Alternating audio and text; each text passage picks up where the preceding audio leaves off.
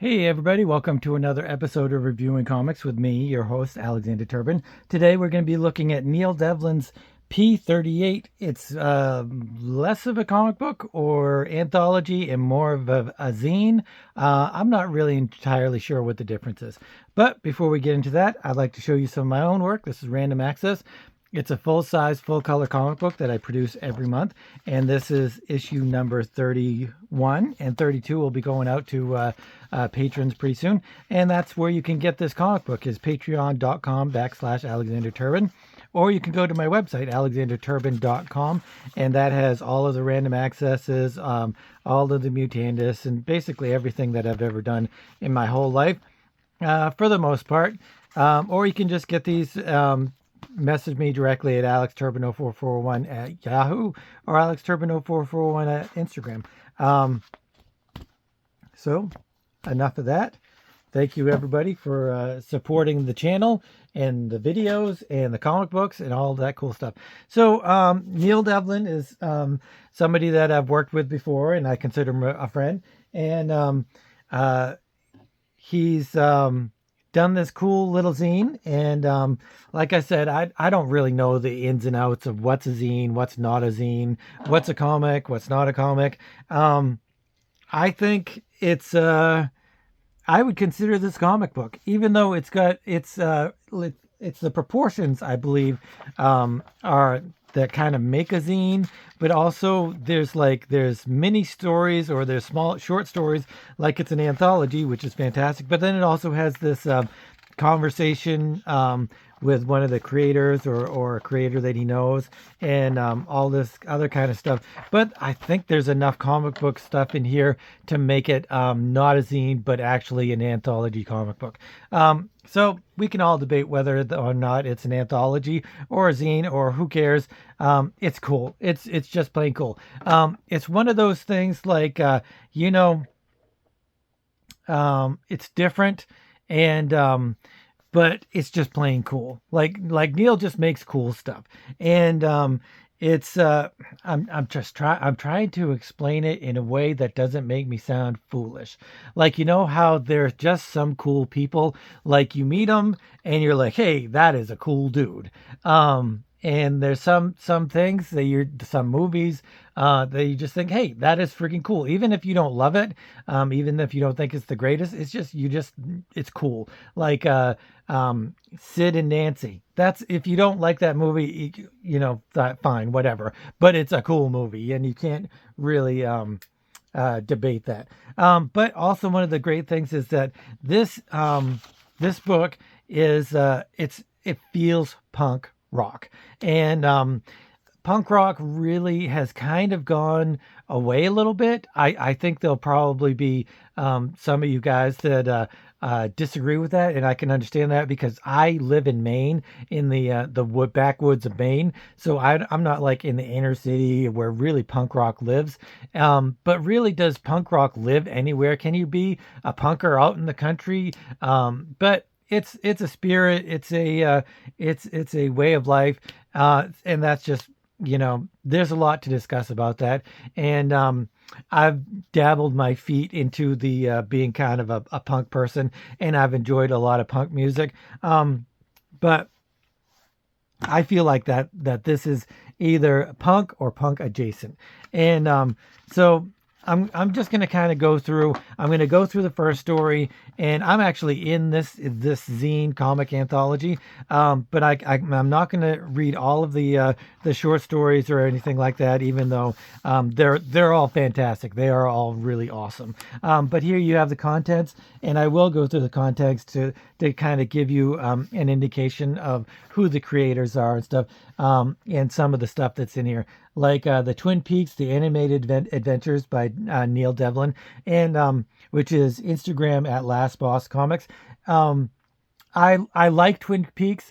I've watched the movie, and I've watched a few of the episodes, but it's one of those things that I want to go back, and I want to kind of delve into that. Losing David Lynch last year, I think it was last year, was a tragedy. He was just a brilliant filmmaker, and he was just one of those weird things. And I see a lot of, I understand why Neil chose to do Twin Peaks, because that is pretty much his wheelhouse is kind of Twin Peaks,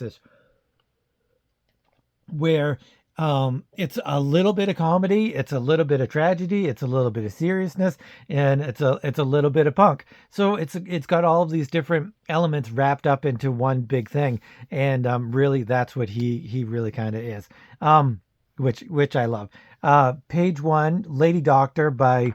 See, I don't understand why he did it that way, but like the first story is his, and that's the Twin Peaks animated adventure, and that's 2, 3, 4, 5, 6 pages.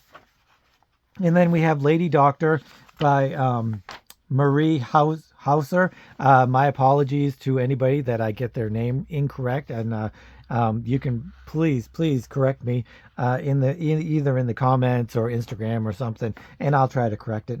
And then there's an interview with Claude Waldrop, who is an interview with zine maker, film historian, and all-around good dude Claude Waldrop by Neil Devlin, and it just kind of goes through his. They just have like a conversation, and it's really cool. And he talks about some of his influences and some of the he really is a zine through and through zine maker, and he talks about some of the artists that he's worked with, and just some of his experiences. And they have Clone Something Weird video. I've never seen any of these, but I kind of want to go back and look at them and check them out, especially Nude on the Moon. That looks kind of interesting. This book, there is a lot of I don't know, this weird retro 50s sexuality kind of thing. Like this, first, the Rags and Riches Rumble. I might go through this, but it looks very. At first glance, you look at it and you like, that looks like an Al Cap, Andy Cap. I can't remember the cartoonist. Al Cap. I think it's Al Cap, something like that. It looks very cartoonishy, like it's a strip from the 40s or 50s, and it looks just kind of looks. This hypersexual kind of thing. Only when you read the story, it's kind of very innocent. It's almost I don't know. It's just a little bit wonky. But so much of this anthology has all of that kind of stuff. And there's this mini zine in here, a zine about Gene, and this is just all Gene gag cartoons, heels through history, and eggs obituary, and more. So I'm not entirely sure what all of this is. It's got whether this is new material or older material. I think this whole book was just a love letter to Neil's favorite artists and favorite themes and stuff like that. So it's a lot of this, like I said, pseudo-sexual, scientific, sci-fi kind of stuff with some odd little cartoons and stuff. It's really interesting. It's really cool. It's like stepping back in time, reading an old Playboy, and but it's got a little bit of a weird twist to them, because they're all kind of sci-fi.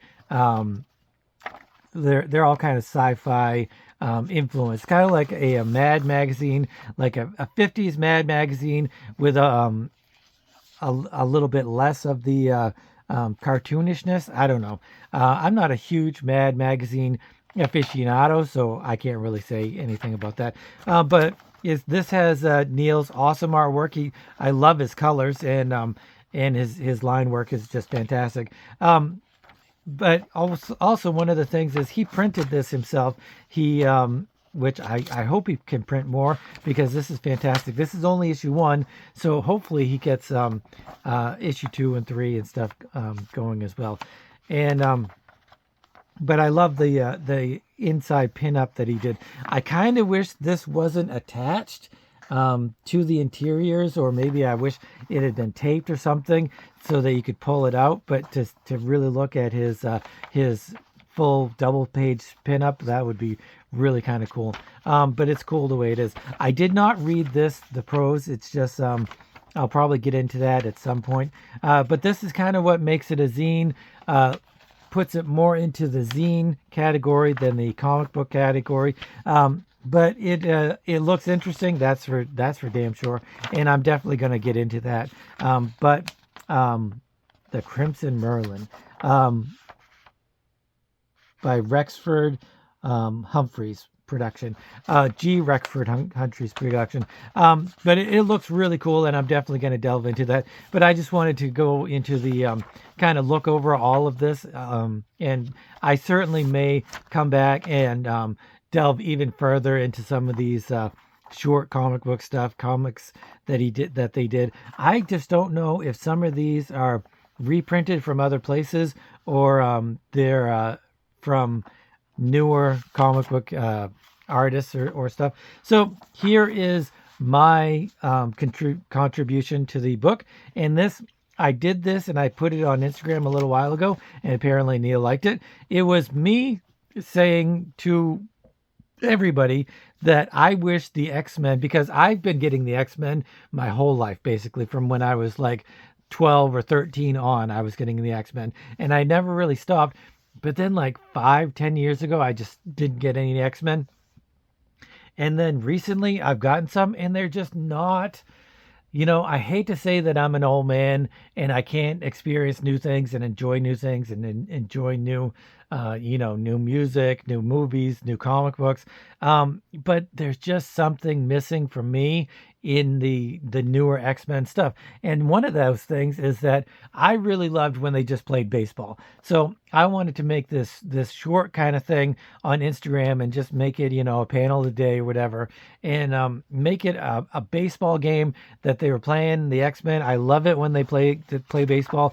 There's really nothing else going on except for a baseball game. And then, yes, the Sentinels do attack at the end, but it's really not about that. It's about just them having fun, kind of showing their character off and enjoying the time. And it's I love these X's in the background. They are so fantastic. I might have to finish this and have him reprint all of it. So then we have the Super Astro Man by J.T. Wilkins. I haven't actually read this at all. So, but like I said, I'll probably get back to checking out all of this stuff and really delve into the art and the writing and stuff. That reminds me, I'm thinking of starting a new segment on here, and I would really like your input on this because I always have these weird ideas, like the artists poll and all that stuff, and I'm not entirely sure how successful that's been. The views have been kind of down, even though the polls, 35 people polling a week. I'm not entirely sure that's good or bad or whatever. So let me know what you guys think about the polls. If you think it's just something that's meh, you can do without, or if you think it's something really cool that I should continue on with. But my newest idea is that I would like to get me and presumably Joe, but also some other people to get together and have a third artist or a fourth artist, depending on how long we wanted to make the segment.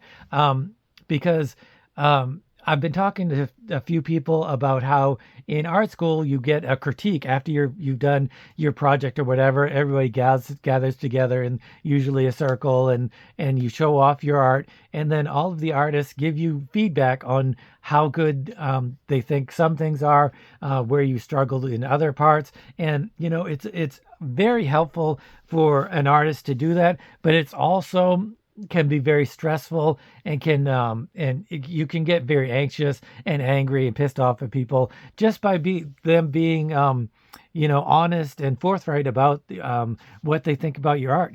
But there could also be spiteful people that maybe you've rubbed wrong a little bit, and they could attack you a little bit. And that's I would really love to do something like that, do a comics critique, and leave all of the garbage out of it, and just have mature people having mature discussions about their art and about where they can go better and where they can do worse, or where they've done worse. I love this back cover. Do You Want to Go to Heaven by, who is this back cover? inside cover by back cover by Aaron Lange. That is a fantastic cover. It reminds me a lot of P. Craig Russell, who is really a fantastic artist. But this, I really love this. I love the layouts and the just the whole way about it. The she's not smoking a cigarette, so I don't know what this smoke is, but I like it. It's really awesome. So let's delve into Neil's short story, the Pie's the Limit, which I love it when people put a little title in their book, in their short story or in their story, or whatever. Something I don't do, and I've said this over and over again. That's something I have to get better at. I don't understand this. If this is I don't think it's not a printing error because it's by Neil Devlin. The main character, he's a bad guy, and they're going to do something with the pies. Like I said, I'm not really into Twin Peaks enough to really be a real critique about the story and the characters and all that stuff. But I do know some of it. Like I do know the main character, Kyle. I can't remember his name. But here's a bad guy, and I'm assuming these are characters from the show. And he does this, puts the lettering backwards, which is A, very difficult. B, I don't really understand it. So Neil, if you could let us know why you decided to put the lettering backwards. And it's not that it's printed backwards, because it's not just backwards. It's like I tell, only it's not, if you printed this right side back, it would be let you know. So it's just some of the words are backwards. I think this is a part of Twin Peaks. Is that one of the episodes is some backward stuff going on? I'm not entirely sure, but it's interesting. And like I said, it's punk rock. Everything he does is punk rock. Whether or not he's actually a punker is his own, little thing. But he, to me, he feels punk rock. So Pain and Sorrow. I don't know. It's just weird. One of the cool things that I love about Neil's work and a lot of people's work, Chris Knox in particular, after I'm done reading it or while I'm reading it, I think to myself, what the heck am I reading? And I love that. It's not confusing, and it's not out of place or anything. It's just an odd take on something, an odd take on the world, an odd take on comics. And if you're looking at something and you think, oh, this is just the same old, then that's nothing to be fantastic about, unless it's this person draws just like Frank Frazetta and you think that's fantastic. That's great. But I love to be challenged, and I love to see new things, new experiences, new ideas. And that is certainly one of the things that Neil definitely does. He brings out new experiences. He's also, I've seen a lot of comic books, and I've seen a lot of what people would consider good and bad. And I think that he is one of the few people that truly understands the power of comic books and the comic book medium. And he doesn't just, slap down an ink line here and a brush there or whatever. There's a lot of thought going into everything he does. And he heightens the level of the playing field. He heightens what comics can be. And I really feel like he's one of the few people that really truly knows and understands how great the comic medium can be and is. We all try to hit a certain standard, but he definitely hits it more often than not. In his book Spite, there's some things going on in that comic that is just truly amazing. And I think that transcends to here too. I'm really hoping that he gets Spite going and has the second issue going, and I would love to see that because it really is fantastic. So there's some other characters. There's another bad guy or bad girl, and this has to do with pie. So the pie, which is kind of a weird thing. Like I said, I'm not even entirely sure what's going on, which is very Twin Peaks-ish, because I have watched enough Twin Peaks to be like, what the frig? Like when I was in school, I remember I did not watch Twin Peaks, and that's when it first came out. when I went to Cubert's, and we lived in this building called Clinton Street because it was on Clinton Street, and the RA and a couple of the guys watched Twin Peaks, and I just remember I was like talking to my girlfriend like always on the phone, and they came rolling out of their room, and they were like, "What the heck was that?" And they were like cackling, and they just did not understand what the heck they watched. So I think Twin Peaks might be something that you have to revisit a few times in order to fully understand what's going on. So I think this is one of the bad guys, something to do with pie, and so there's this other character that I do know of, and it's the giant, and he is whispering to the owl, and the owl whispers to the log, and that actually does happen in Twin Peaks. I'm not sure that if it is actually supposed to happen or if it's supposed to be in somebody's mind or some sort of psychotic break or something like that. But like there's this woman that talks to the log who is this, and she can tell the future or something like that. But then we go to the two main characters in the show. Sheriff's office, we find Coop, Sheriff Harry, and Major Biggs. So Coop is the FBI agent, as we know, Kyle something, I can't remember his name, the guy that played in Dune, and the sheriff, and they're the two main characters, but they're not doing anything. I don't know if this is supposed to be after the Twin Peaks TV show, or is it supposed to be like an aside, or it's just another universe or something like that. So Neil, let me know what's going on there. But they're doing some sort of donut stacking thing, and they're just trying to figure out how to stack donuts. But then the log 8 lady comes in. My log has something to say. That's right. And the log says something weird, and I'm just going to read the last page. Using a series of bizarre clues, he says something. Larry explains the fiendish plot of the Black Lodge boys. Coop deduces that the gang are going to drive the pies from their hideout at One-Eyed Jack's straight to the Double R. All we have to do is head them off at the pass. Which pass? This pass. And then it's a cartoon, and I think the reason that Neil put it in cartoon animated is like anything can happen, any weird thing can happen, and that's even more so with Twin Peaks. So it's kind of the perfect mesh of what could happen in almost a cartoony Twin Peaks. And this pass, here they come. So they just kind of come out of nowhere, or they just go from like they're in their office and then they're outside. I'm not entirely sure if they just go there or whatever. Major Briggs, use your psychic powers to cause an avalanche. And he does. I can't remember if there actually is a psychic powers Major Briggs, but I'm sure there is. But this is very, very weird and interesting, just like Twin Peaks. That is probably two of the major words that I would use for Twin Peaks, and this as well. Now, Harry, use your cop powers to arrest them. So it's also tongue-in-cheek, and so it's not a serious thing. It's a little bit less serious than the Twin Peaks because they had to deal with the murder of Laura. Laura, is that her name? And all of that stuff that was going on in the TV show. So it just kind of ends with like a kind of a bloopery thing, and they talk about the pies and stuff. So it's like I said, it's interesting, it's weird, it's unknown, it challenges you, and I love that about the these books and Neil and his artwork.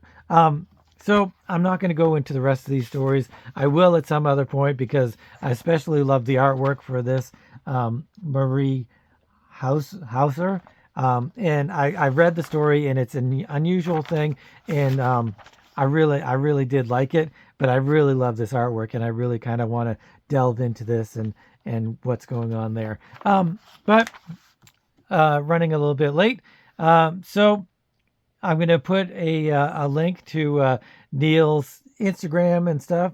Hopefully, I mean, if I can remember how to do that. But check it out. Because you can find him anyway at Last Boss at Instagram, and yeah, So he's an artist and a writer, and he made this awesome p-38 zine slash comic book anthology. And definitely check it out because it's cool and unusual, and it's really fun and great. So if you're new to the channel, this is the kind of stuff that I go over. Really anything, but I like to go over indie comics from the 70s, 80s, 90s. Really from today too. There's a lot of really interesting indie comics creators out there, and they're creating fantastic work, and they need all of the recognition that they can get. And hopefully, this is one of the ways that they can get recognition. Lots of fantastic artists in here, especially Neil. And thanks for watching.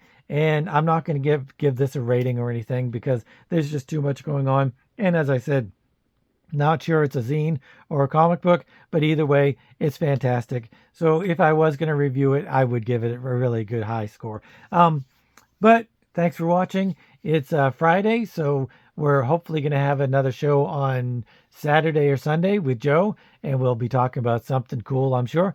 And then we've got more comics to go over next week. But like I said, if you're new to the channel, please consider subscribing, hitting the notification bell, giving me a thumbs up, and all of that cool stuff. But even more, leave the comments. I love comments. I love talking comic books with you guys. It's one of my favorite things to do, and that's why I made the channel, to talk about comic books. And so, yeah, go check this out, P-38 at Last Boss Comics on Instagram. I'm not sure he has a website, but if he does, I'll put a link in the description. Thanks for watching, and I will see you guys next time. And as always, keep on creating.